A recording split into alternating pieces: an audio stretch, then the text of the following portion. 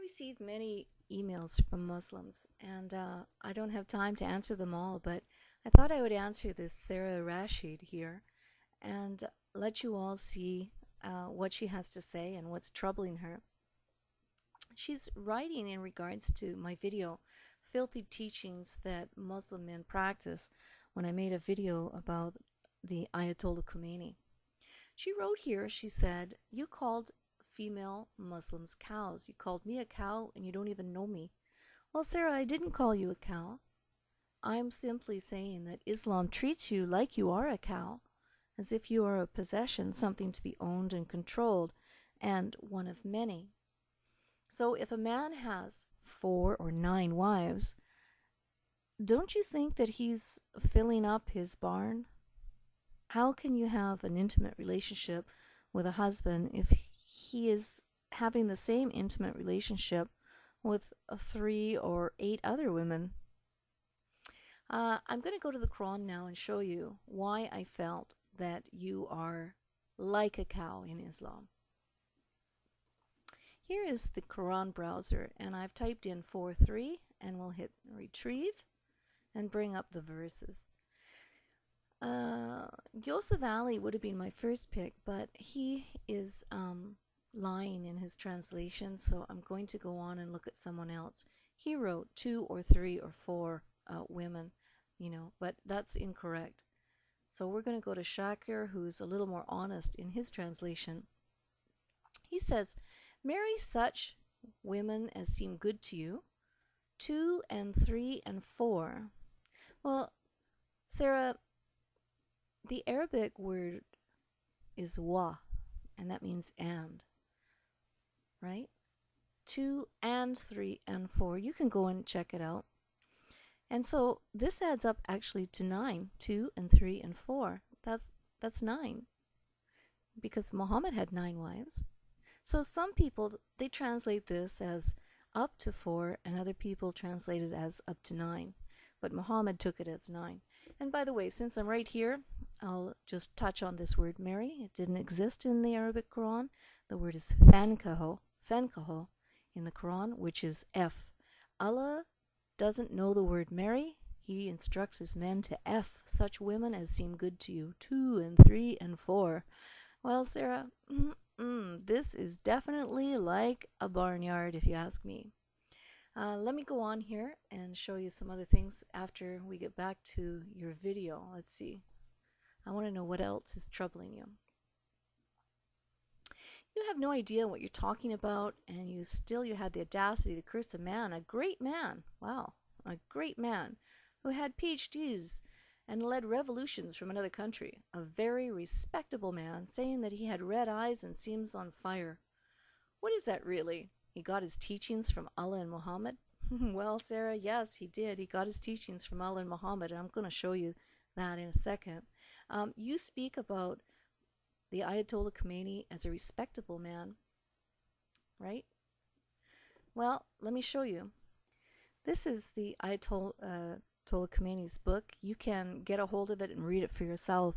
The Ayatollah taught that a man can have sodomy with a young child, and if he rips her internal organs apart when he does it, she won't count as one of his 4 permanent wives. Quite frankly, I wouldn't call this a respectable man, a good man. I would call this a filthy man with filthy teachings. And I do back that up, that he got his teachings about child sex from the Quran. I'm going to show you that right now. Here's the Quran, Yosef Ali's version on the Quran, 65 verse 4. "Such of your women who have passed the age of monthly courses, for them the prescribed period, if you have any doubts, is 3 months, and for those who have no courses." Let's look at another translation of the Quran for the same verse. Here we have Sher Ali on 65:4. "And if you are in doubt as to the prescribed period for such of your women who have despaired of monthly courses, then know that the prescribed period for them is 3 months, and also for such as do not have their monthly courses yet." Sarah, we need to question this. What does this mean, those who don't have their monthly courses yet? It's not up to us, as I've said to many Muslims, it's not up to us to explain what the Quran is saying by our minds or our wishful thinking. We need to go to the tafsirs and see what they have to say, because those are the words of Muhammad and they explain what the Quran means. So let's go now and see. Here is the tafsir of Ibn Kathir, and he says, the same for the young who have not reached the age of menstruation. Their iddah is 3 months. Well, you know, Sarah, there is no iddah period for the marriage that hasn't been consummated. So we have to ask, who are these young people? Who are these young who haven't reached the age of menstruation? They are children. They are children, Sarah. And your book is telling you how men can divorce little children after they sexed them. This is immoral. This is a sin, a huge sin, which proves also that the Quran is written by a man and not God. The other thing I wanted to say to you is that I think that Muslim women are treated like cows in a barnyard if a man has multiple wives, and I'm going to tell you why. You know, there is a hadith where Muhammad wrote that he didn't like what Fatima doesn't like, and what hurts Fatima hurts him. And the reason he wrote this and said these things, actually, was because um, Fatima didn't want to be married to a man that had multiple wives. So Muhammad didn't allow Ali to marry other women while he was married to his stepdaughter Fatima. And you know, it's not hard for us to figure out what that was all about. It's obviously pretty clear from a woman's perspective that she doesn't like to share her intimacy with her husband. She doesn't want to share time and wealth and partnership, care, responsibility, work, trust, unity, faithfulness, companionship, the works. She doesn't want to share that.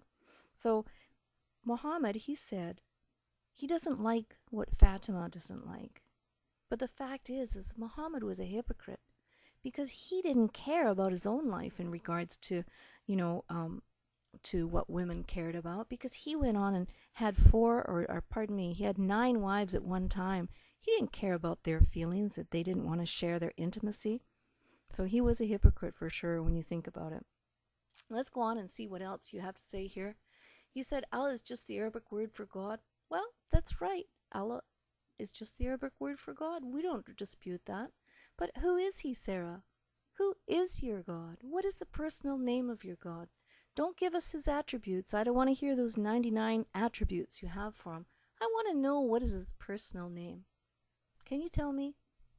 The other thing you say is Allah is the same Allah of Moses, Jesus, and Muhammad. Well, this is incorrect. You don't have Jesus in your Quran. You have a fellow named Isa, and Isa is not Jesus. The proof is in Surah 19, verse 28 and 29, and Surah 25, verse 37. I want you to know that Isa in the Quran is the son of Mary, the daughter of Imran, the father of Moses, Aaron, and Mary, and they lived 1570 years before Mary, the mother of Jesus Christ. Check out the Holy Bible, Numbers 26, verse 59, and you'll make the comparison between all these verses, and you'll see that when Muhammad wrote the Quran, he was a very confused man. He didn't know what he was talking about. What else do you say? You say so much here. I just don't have time to speak about all of it. You think that we invented every twisted and sick and perverted act in the history of mankind in the West, but you're wrong. Don't you know that every twisted and sick and perverted sex acts have existed for eternity? Don't you know that you are not the first generation that thought about twisted sex and perversion? I'm sorry, the West is a new world. Um, all of these horrible, disgusting things, they existed, well, even in Muhammad's time. He was the father of such things. All right, let's see. Muslims permit the marriage of 9-year-old girls. Well, yeah, I just showed you that. I just showed you that. You say, you say our religion never said you could do that stuff. Well, I showed you that already. I think we're pretty finished, and I hope that you don't email me again. I hope you instead spend your time studying and realizing that Islam is a false religion for men. Okay, God bless you all. Until next time.